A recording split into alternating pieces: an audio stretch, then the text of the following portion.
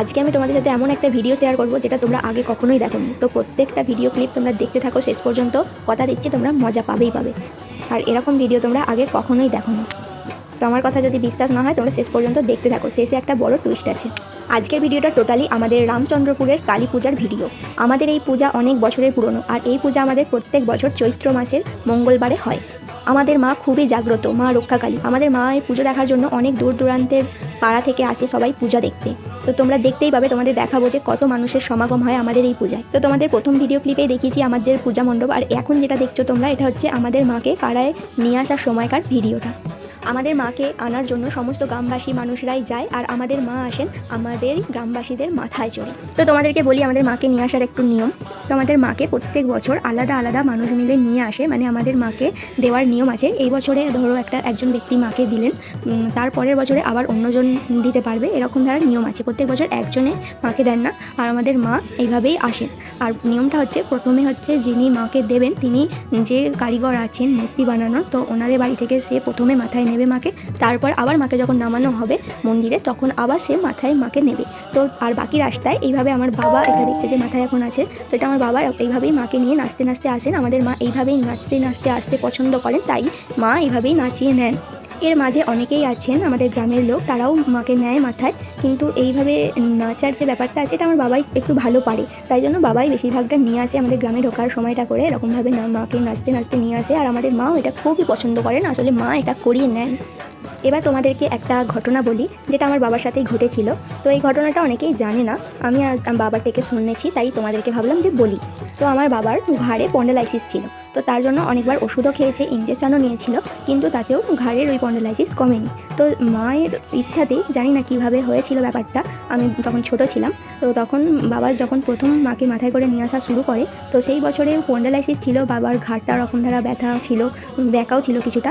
তো খুব বাঁকা না, মানে দেখলে বোঝা যায় না, কিন্তু ওই স্পন্ডালাইসিসের হাড়টা আর কি বাঁকা ছিল। কিন্তু মাকে যে বছর প্রথম নিয়ে আসেন আমার বাবা, তো সেই বছর থেকেই আস্তে আস্তে বাবার ওই যে রোগটা ছিল ওটা কিন্তু ভালো হয়ে গেছে। এটা আমার কথা না, এটা বাবা নিজেই প্রমাণ পেয়েছে। তো তার জন্যই আমি তোমাদেরকে জানালাম, আমাদের মা খুবই জাগ্রত আর খুবই শান্ত। আমাদের মা উগ্র নন। আমাদের মায়ের দুটো হাত, চারটে হাতের মা আমাদের না, আমাদের মা দুটো হাত, আর মায়ের পায়ের নিচে থাকেন বাবা, ভোলে বাবা। তো এইভাবেই মাকে নিয়ে আসা হয়। এখানে দেখতে পাচ্ছ আমাদের এরকম বাজনা বাজিয়ে মাকে একদম রানী মার মতো মাথায় করে নিয়ে আসা হয়, আর সব গ্রামবাসী মাকে আনার জন্য ঠিক এতটাই অধীর আগ্রহে থাকে, আর এইভাবেই নাচতে নাচতে আনন্দ করতে করতে মায়ের আগমন হয় আমাদের পূজা মণ্ডপে।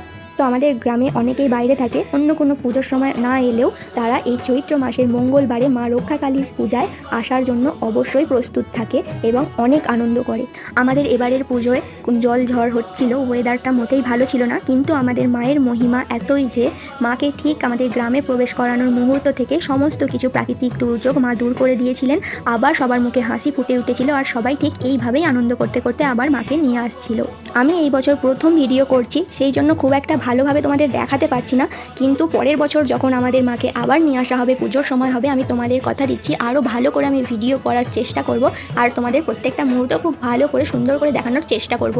যেহেতু ভিডিওটা অনেকটা বড় হয়ে যাবে, অনেকগুলো ক্লিপ আছে, তার জন্য আমি স্পিডটা অনেকটাই বাড়িয়ে দিয়েছি, সেই জন্য ভিডিওগুলো খুব একটা পরিষ্কার আসছে না, কিন্তু আমি পরের বার কথা দিচ্ছি তোমাদেরকে আরও ভালোভাবে আমি ভিডিও করার চেষ্টা করব। তো এবার আসি আমাদের মায়ের পূজার কথায়। তো দেখো আমরা প্রায় চলেই এসেছি, এই যে ফোয়ারা আছে, পুকুর আছে, পুকুরের ওপারেই মায়ের বেদি আছে, তো ওখানেই যাওয়া হবে, আর বেশি দূর না, এসেই গেছে সেই মুহূর্তটা, মাকে প্রতিস্থাপন করার মুহূর্ত। কিন্তু মা যখন আমাদের গ্রামে প্রবেশ করেন, ঠিক এতটাই আনন্দের সাথে প্রবেশ করেন যে সবাই আনন্দে উত্তাল হয়ে নাচতে থাকে আর মায়ের দিকে মন ভরে তাকিয়ে থাকে। আমাদের মায়ের মুখটাই এরকম যে তাকিয়ে থাকলে প্রাণটা জুড়িয়ে যায়। তোমরা একবার ভালো করে মায়ের দিকে লক্ষ্য করে দেখো, আমাদের মা মোটেই উগ্র নয়, আমাদের মা খুবই শান্ত, খুবই নম্র। আমাদের মা কিন্তু সবার ইচ্ছা পূরণ করে, দু হাত করে ইচ্ছা পূরণ করে, কিন্তু তোমার ইচ্ছাটা হতে হবে সঠিক এবং পবিত্র। আমাদের মায়ের পূজা হয় রাত 12টা থেকে সারা রাত ধরে হয়, ভোরবেলা পর্যন্ত, আর আমাদের মা হচ্ছে সূর্য ওঠার আগেই বিসর্জন হয়ে যায়। মায়ের পূজার জন্য অপেক্ষা করার যে মুহূর্তটা সেটা বলবার মতো নয়, কিন্তু এই রাতটা যে কীভাবে কেটে যায় সেটা বোঝাই যায় না। তো এখন মা এসে গেছে মণ্ডপের সামনে, তো আর মাত্র কিছুক্ষণের অপেক্ষা, মাকে এই মণ্ডপে প্রতিষ্ঠা করা হবে। আর দেখতেই পেলে তোমরা মণ্ডপটাকে কত সুন্দর করে সাজানো হয়েছে মায়ের জন্য। মায়ের ইচ্ছাতেই মণ্ডপ প্রস্তুত করা হয়ে গেছে, মাও নিজের আসনে বসার জন্য প্রস্তুত হয়ে গেছে। তার কিছু মুহূর্ত আগে আর একটু এইভাবে আনন্দ করে নেওয়া হচ্ছে, তারপরেই মাকে বসিয়ে দেওয়া হবে মায়ের জায়গায়। তো ঢাকি বাজাচ্ছে ঢাক, আর এখানে তার তালে তালে গ্রামবাসীরা নৃত্য করছে। কি দেখে তোমাদেরও একটুখানি মনে হচ্ছে তো মায়ের তালে তাল মিলিয়ে এইভাবে একটু নাচতে? তোমাদেরকে যদি আসল অরিজিনাল যে সাউন্ডটা আছে শোনাতে পারতাম তাহলে তোমাদের আরও একটু ভালো লাগতো। যেহেতু কপিরাইটের ব্যাপার আছে তাই আমি ব্যাকগ্রাউন্ডের যে সাউন্ডটা মিউট করে রেখেছি, না হলে দেখতে তোমাদের আরও ভালো লাগতো। তো চলো, যাই হোক, সবই মায়ের ইচ্ছা। তো এবার দেখো মা কিন্তু এবার যাচ্ছেন নিজের জায়গায়। চলো এবার তোমাদেরও নিয়ে যাই, তোমরাও দেখো। মাকে এবার বেদিতে স্থাপন করা হবে, তো তারপরে হবে মায়ের গয়না পরানো। এখন ঠাকুরমশাই কিছু করেন না, মাকে বসানোর পর গয়না পরানোর পর তারপর আমাদের ঠাকুরমশাইরা আসেন, এসে সমস্ত যা নিয়ম আছে সেইগুলো পালন করেন এবং সেই নিয়ম মতেই মায়ের পূজা শুরু হয়। আমাদের মাকে যারা যারা গয়না পরায় তো তারা সবাই চলে এসেছে, যাদের যাদের কাছে থাকে মায়ের গয়না তারা সকলেই নিয়ে এসেছে। এবার এক এক করে সব পরানো হবে, তোমরা দেখতে থাকো। মাকে নামানো হলো, সবাই দেখো সামনে চলে এসেছে। তো এখানে ক্যামেরাম্যানও এসে গেছে, এবছরে আবার ড্রোন এসেছিলো, ড্রোনে করে সব কিছু ক্লিপ নেওয়া হচ্ছিল। তো দেখো এবার দেখতে দেখতে মায়ের গয়না পরানো শুরুও হয়ে গেছে। মা প্রত্যেকটা অলংকারে সুসজ্জিত হচ্ছেন, আর মায়ের রূপ যেন আরও প্রস্ফুটিত হচ্ছে। আর এই সুন্দর দৃশ্যটা দেখার জন্য সবাই অধীর আগ্রহে এখানে দাঁড়িয়ে আছে। মায়ের গয়না পরিধান করানো হয়ে গেছে, এবার সবাই একে একে মায়ের পুজো দিতে আসছে, তাই আমিও চলে এলাম পুজোটা নিয়ে। তো আমার পুজো ছিল বাতাসা, যেটা ছড়ানো হবে মায়ের পূজা দেওয়ার পর, ছিল সন্দেশ প্রসাদ, আর ছিল চাল আলু পয়সা। আর আমি এবছরের এই মালাটা মাকে দিয়েছিলাম, তো ওই মালাটাও ঠাকুরমশাই পরিয়ে দিলেন। তো মায়ের পূজা দেওয়ার পর আমি এই বাসনগুলো বাড়িতে রেখে এসে আবার যাবো একটু মেলার দিকে। দেখো বাসন রেখে আমি চলে এসেছি মেলায়। আর আমাদের বাড়ির পাশেই যেহেতু পুজো, মানে বাড়ির পর একটা পুকুর আছে, তারপরেই মায়ের পূজা হচ্ছে, তাই আমরা সবসময় যাওয়া আসা করতেই থাকি। আগে আমাদের এখানে অনেক মেলা বসতো, এখন যেহেতু অনেকে ঘর বাড়ি করে নিয়েছে জায়গাগুলো, সেই জন্য আর মেলা বসতে পারে না। তাও কিছু মেলা বসে, ভালোই মেলা বসে। এবছরে তো প্রাকৃতিক দুর্যোগের জন্য অনেক মেলাই বসেনি, আর অনেকে বসেছিল উঠেও গেছে সেগুলো, যেহেতু ঝড় বৃষ্টি হয়ে। চলো তোমরা একটু আমাদের মেলাটা ঘুরে দেখে নাও। আমি এই লাট্টুগুলো দেখছিলাম, তো ছোটোবেলায় এগুলো অনেক বাচ্চারাই ঘোরাতো, কিন্তু এখন সময়ের সাথে তাল মিলিয়ে সেসব যুগ চলে গেছে। এই মোবাইল ফোনগুলো ছোটোবেলায় খুবই খেলতাম নিয়ে। তো দেখো মেলা ঘুরতে ঘুরতে দেখলাম এখানে যারা এবছরে মাকে দিয়েছে, মায়ের পূজা দিয়েছে, তো তারা এই যে এই ব্যঞ্জনের সাথে সাথে এসে গেছে পূজার ডালা নিয়ে। তো সেটাই একটু দেখছিলাম, আর এখানে আমার মা ডাকছিল যে আয় বসবি, এখানে বসে পুজো দেখবি, তাই চলে এলাম, বসে এবার পুজোটা দেখবো। আর এখানে দেখো ইতিমধ্যে ডন্ডি দেওয়া শুরু হয়ে গেছে। মায়ের এখানে জল ঢালা হয়, তারপরেই ডন্ডি দেওয়া হয়। আমাদের মায়ের কাছে যারা মানত রাখে ডন্ডির, তারা মানত পূরণ হয়ে গেলে এইভাবে ডন্ডি দেয়। আর অনেকে আছে প্রত্যেক বছর মায়ের জন্য জল আনতে যায়, তো জল ঢালা হয়ে গেলে তারাও ডন্ডি দেয়।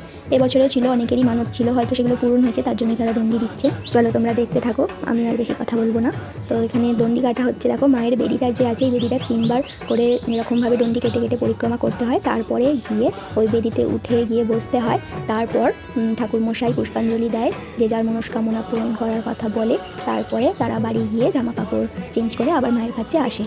তো দেখো একে একে সবাই যাচ্ছে, যেহেতু মন্দিরের আমাদের চাতালটা ছোট, তাই ধাপে ধাপে ডন্ডি কেটে এক এক করে সবাই পুষ্পাঞ্জলি নিয়ে নেমে যাচ্ছেন, তারপর আবার শুরু হচ্ছে, তাই একটুখানি দেরি হয়। তো ডন্ডি দেওয়া শেষ হওয়ার পর এখানে আমাদের গাছ কদমের যে বাজিটা করা হয়েছিল সেটাই পোড়ানো হচ্ছিল, ওটা দেখার জন্যই আমরা এসেছিলাম। এখানে একটা ফাঁকা মাঠের মধ্যে এটা হয়। এবছরে যেহেতু অনেকটাই ঝড় বৃষ্টি হয়েছিল, তার জন্য এই বাজিগুলো অনেকটা নরম হয়ে যাওয়ার কারণে ভালো করে ঠিকঠাকভাবে পোড়েনি, তাও অনেকটাই ভালোই হয়েছে। এই বাজি পোড়ানোর সময়টাও সবাই উপভোগ করে, খুবই ভালো করে দেখতে থাকে। আর দেখো চাঁদটা উঠেছে, কত সুন্দর দেখছো, পিছনে চাঁদটা উজ্জ্বল জলজল করছে, যেন মনে হচ্ছে চাঁদটাও দাঁড়িয়ে মাকে দেখছে, মায়ের পূজা দেখছে। আমার ফোনের ক্যামেরা কোয়ালিটিটা যেহেতু রাতের বেলা খুব একটা ভালো ক্যাপচার করতে পারে না, তার জন্য এরকম দেখতে লাগছে। আর স্পিডটাও যেহেতু অনেকটাই বাড়িয়ে রেখেছি, সেই জন্য খুব একটা স্পষ্টভাবে ভিডিওটা বোঝা যাচ্ছে না। তাও তোমরা একটু দেখার চেষ্টা করো, আশা করছি তোমাদের ভালো লাগবে। আমি ভাবলাম তোমাদের হয়তো ভিডিওটা ভালো লাগবে, তাই জন্য আমি ক্লিপটা নিয়ে রেখেছিলাম। তো দেখো একের পর এক কি সুন্দরভাবে ডিজাইন হচ্ছিল এই আলোটার। তো আলোর খেলা খুবই সুন্দর লাগছে অন্ধকারের মধ্যে, আমাদের তো সামনে থেকে দেখতে খুবই ভালো লাগছিল। আর ক্যামেরা যতটা ভালো লাগছে তার থেকে সামনে থেকে অনেকটাই ভালো লাগছিল। তো ওপরের এই যে চরকিটা আছে, এইটাই একটুখানি অসুবিধা হচ্ছিল জ্বলতে, কারণ যখন এটা বাঁধা হচ্ছিল এই বাজিটা, তখনই খুব জোরে ঝড় বৃষ্টি এসে গেছিলো, আর জলের ঝাপটা লেগে এগুলো সব নরম হয়ে গেছিলো, ওই জন্য ভালোভাবে ঠিক জ্বলতে পারেনি। তো তাও মোটামুটি ভালোই জ্বলেছে। তো জল পেয়ে আর কতটাই জ্বলতে পারে, কিন্তু সেই তুলনায় ভালোই হয়েছে। আমাদের এখানে তো এই বাজিটাকে গাছ কদম বলে থাকি, তো তোমরা তোমাদের ওখানে কি বলো সেটা কিন্তু কমেন্ট করে আমাকে জানাবে। তো মোটামুটি এটা 10-11 মিনিট ধরে হচ্ছিল পুরো ব্যাপারটা। তারপর হয়ে যাওয়ার পর দেখো আবার চলে এসেছি একটু মেলার দিকে, কিছু খাবো বলে যাচ্ছিলাম কিন্তু কিছুই ভালো লাগলো না রাতের মধ্যে খেতে, তাই কিছুই খাইনি, তাই তোমাদেরকে দেখাইও নি। তো এখন দেখো মোটামুটি বাজছে রাত 1:30-2, তো তখনও কত মানুষের সমাগম দেখতে পাচ্ছ। হ্যাঁ, ঠিক সারা রাত ধরে এইভাবেই মানুষজন মায়ের পুজো দেখে। তো দেখো এখানে পুজো হচ্ছে, সবাই বসে দেখছে, আর আমি স্পিডটা এতটাই বেশি করেছি যে ভালো বোঝাই যাচ্ছে না সত্যি। এখন এডিট করতে গিয়ে দেখতে পাচ্ছি, কিন্তু কিছু করার নেই, করতেই হতো, না হলে পুরো সম্পূর্ণ ভিডিওটা অনেকটা বড় হয়ে যেত, যেটা তোমাদের দেখতেও ভালো লাগতো না। আমাদের মায়ের পূজা কিন্তু শুরু হয়ে গেছে, তো এদিকে পূজা হচ্ছে আর এদিকে সবাই বসে দেখছে মায়ের পূজা। তো পুজো দেওয়ার মধ্যেই শুরু হয়ে যাবে আমাদের এবার বাতাসা ছড়ানোর পর্ব। এখানে দেখো দুজনের ওজনের মাপের বাতাসা ছিল, তার জন্য এখানে কাঁটা নিয়ে এসে মায়ের সামনে ওজনের বাতাসা করা হচ্ছে। হওয়ার পর এগুলো বাতাসা ছড়ানো হবে আর সবাই বাতাসা কুড়াবে বলে বসেও আছে। বাতাসা ছড়ানোর ভিডিও ক্লিপটা আমার নেওয়া হয়নি, কারণ আমি নিজেও বাতাসা কুড়াচ্ছিলাম, তাই জন্য তখন এতটাই এক্সাইটমেন্টে ছিলাম যে আমি ভিডিও করতেই ভুলে গেছি। তো যাই হোক, পরের বারে তোমাদেরকে দেখাবো। এটা কিন্তু খুবই মজার হয়, কারণ আমাদের মায়ের কাছে দেখো বলি হয়, তাই জন্য বলির সব প্রস্তুতি চলছে। আর আমি যেহেতু বলি দেখি না, তাই আমি ভোরের দিকে বাড়ি চলে গিয়েছিলাম, আর বাড়ি গিয়ে একটু শুয়েছিলাম, ঘুমিয়ে গেছি, তাই আর পুরো পুজোটা কমপ্লিট করা হয়নি। তো যতটা তোমাদের দেখাতে পারলাম, তোমাদের কেমন লাগলো জানিও অবশ্যই। আর তোমরা যারা যারা মা কালীর ভক্ত আছো তারা কমেন্টে অবশ্যই জয় মা কালী লিখতে ভুলো না। জয় মা রক্ষা কালীর জয় হোক।